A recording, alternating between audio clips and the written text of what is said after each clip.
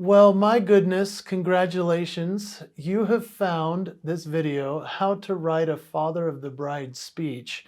That means something very significant, so congratulations to you. And equally, I can feel that you're probably a little bit terrified and excited, and that's a wonderful thing. My friend Cheryl Knowlton calls it terracited.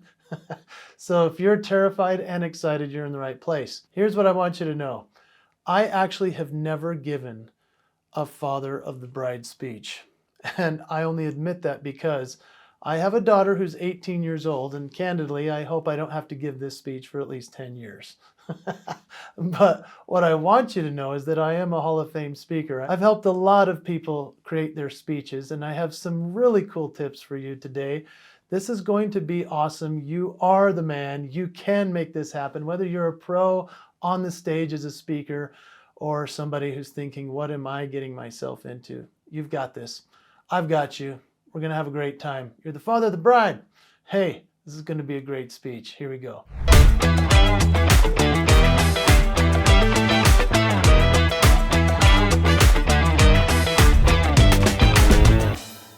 So before we jump into the 5 keys that we've put together for this video on how to be the man and the father of the bride speaker, well, I've got 3 reminders, and the first one is probably the most obvious of all of them.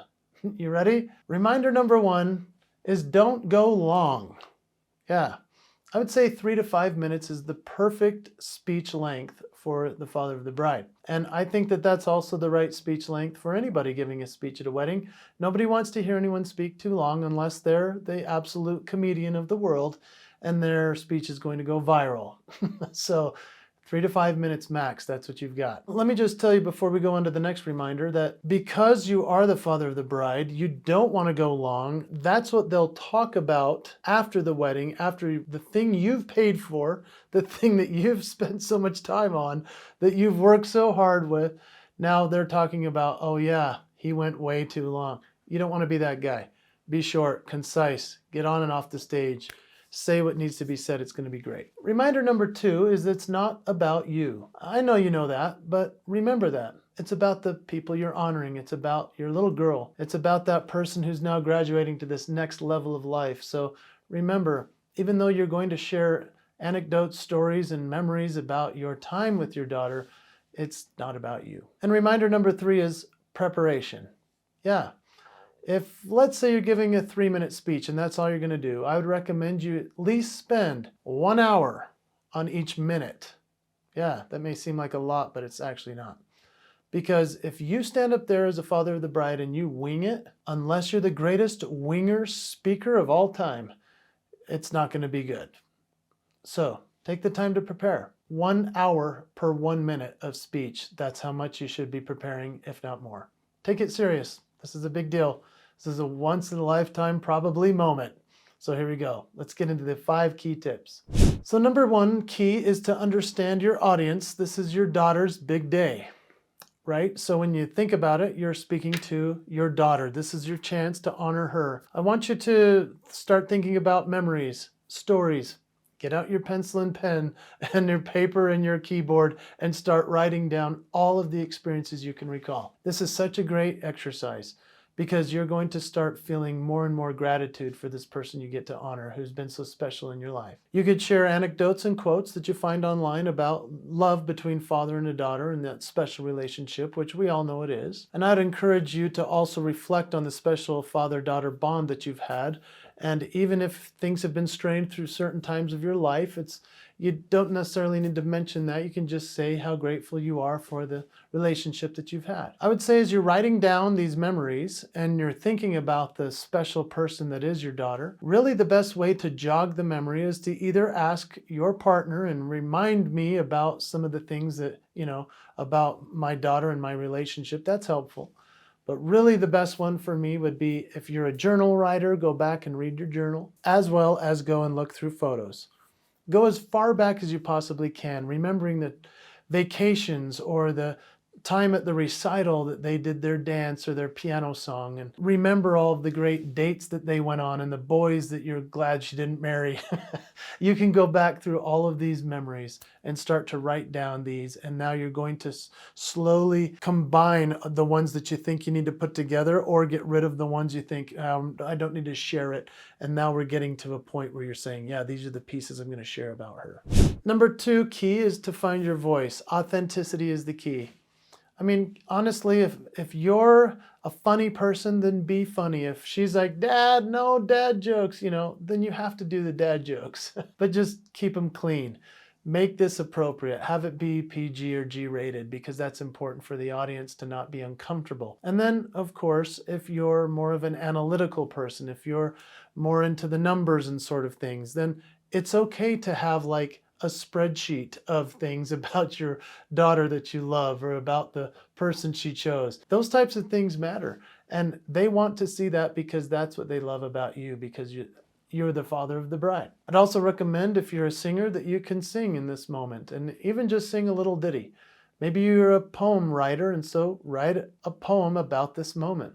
People would love that. And like I say, you could do like numbers. If you're a numbers guy, do a top 10 list of things that you love about your daughter that have made you laugh through the years. I just recommend that you lean into your talents. I call them signature moves, and I teach people how to discover those. And I just want you to consider for yourself that you have signature moves that make you unique, and you're also the father of the bride. So combining all of those makes it even more special for the people listening, because I can guarantee you, there'll be friends there of the people getting married, and there'll be relatives that have never met you. This is your one chance to kind of showcase what makes you unique, while remembering it's not about you. So let's talk about structure and content and crafting the narrative of your speech. I'd like you to consider that instead of winging it, you're putting together an introduction, a body of the speech, and a closing piece. And now this is going to be really tricky because you only have, let's say, 3 to 5 minutes that we're going to work within that time frame. So give a nice opener that makes everybody smile. Give a couple of nice pieces in the middle, and then a close, and that's it. But I put together something special for you that I'm excited to share with you. I've never shared this on any other video, but I call it the GIRL acronym. Because you're the father of the bride, we're going to talk about your girl, your sweet baby girl who's now grown up.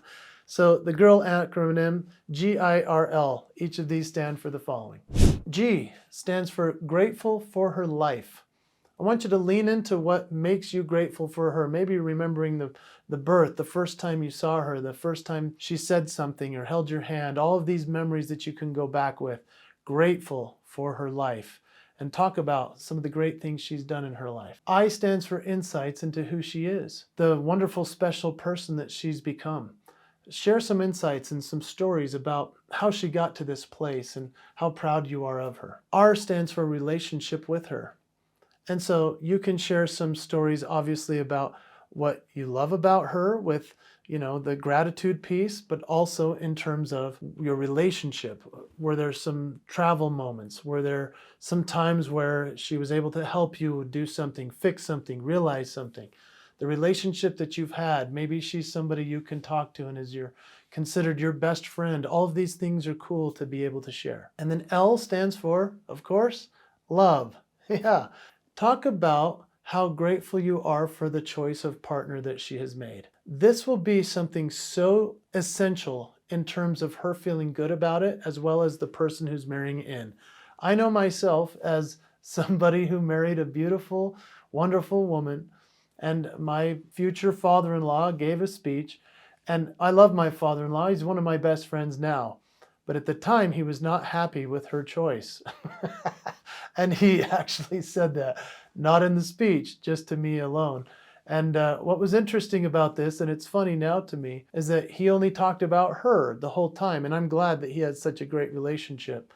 I remember thinking, though, I wish he said something about me, that it was okay that I was the guy who had begged and pleaded that I could marry his daughter. And so I want you to think about how you can honor the person that she has chosen, who she considers the most important choice of her life. That will be a really nice piece for you as a father-in-law to be able to say, we're connecting the dots. I love this choice. I'm proud of my girl. And so I hope that girl acronym is helpful. Key idea 4 is to add in some humor and emotion. Now, this one is the tricky part because some people think they need to tell jokes or they need to do something that's really hilarious. You really don't. You can just talk about something that makes you laugh about the wedding or the experience of being the father of the bride. I might even recommend you watch the Steve Martin movies of Father of the Bride because there are so many funny pieces mixed in there that you could share.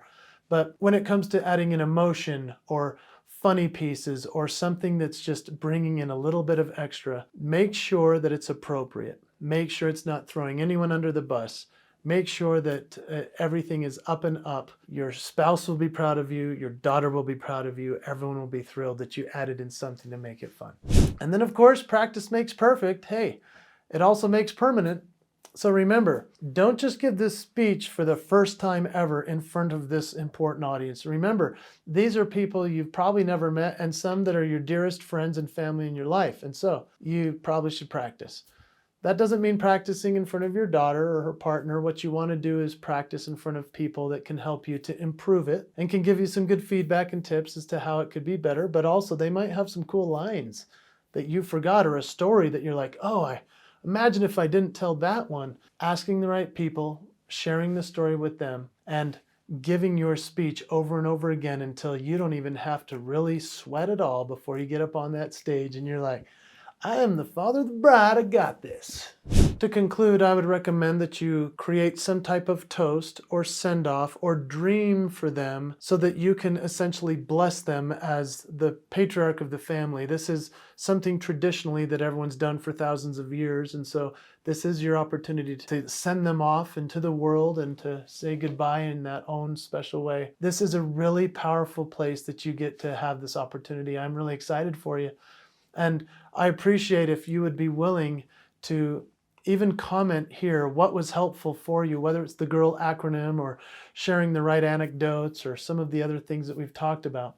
What I'd really appreciate the most, though, that would help me personally, is that after you give this speech, will you please come back to this video and comment what was the most helpful part? That would help me, and it would help everyone that watches this in the future. But for now, you're the father of the bride. You're going to give a great speech. I'm excited for you and your family.